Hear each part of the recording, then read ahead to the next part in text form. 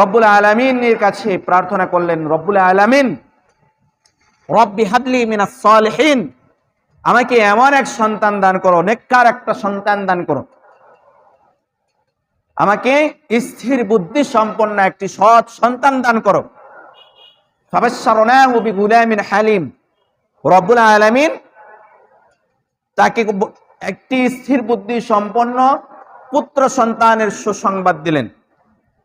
লক্ষণীয় বিষয়, একটু খেয়াল করবেন, মনোযোগ দিয়ে শুনবেন। ৮৬ বছর বয়স, তার চিন্তা চেতনা কি?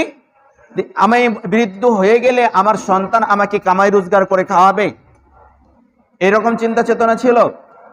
আমার উত্তরসূরি, আমার ধন দৌলত, আমার টাকা পয়সা, আমার সম্পদের উত্তরাধিকারী কেউ নেই, তাহলে কে সেই উত্তরাধিকারী অন্যজন নিয়ে যাবে, এরকম চিন্তা চেতনা ছিল না।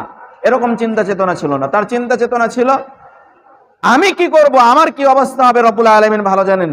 তিনি রব্বুল আলামিনের উপর তাওয়াক্কাল করেই তো আগুনে ঝাঁপ দিয়েছিলেন, আগুনে নিক্ষিপ্ত হয়েছিলেন।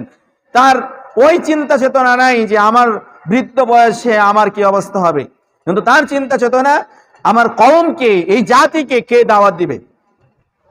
এজন্য তিনি যা চেয়েছেন রব্বুল আলামিন তার চাওয়াকে পূরণ করলেন। ফাবাশশারনাহু বিগুলামিন হালিম, তাকে রব্বুল আলামিন এক স্থির বুদ্ধি সম্পন্ন পুত্র সন্তানের সুসংবাদ দিলেন। ফালাম্মা বালাগা মাআহু আস-সা'য় ক্বালা ইয়া বুনাইয়া ইন্নী আরা ফিল মানাম আন্নী আযবাহুকা ফানজুর মাযা তারা ক্বালা ইয়া আবাতি ইফআল মা তু'মার সাতাজিদুনি ইনশাআল্লাহু মিনাস সাবিরিন। অতঃপর সেই পুত্র সন্তান যখন চলাফেরা করার মতন বয়সে, কাজকর্ম করার মতন বয়সে উপনীত হলেন, পিতার সাথে কাজকর্ম করার মতন বয়সে উপনীত হলেন, তখন ইব্রাহিম আলাইহিস সালামকে রব্বুল আলামিন স্বপ্নযোগে জানিয়ে দিলেন, তুমি তোমার পুত্রকে কুরবান করে দাও।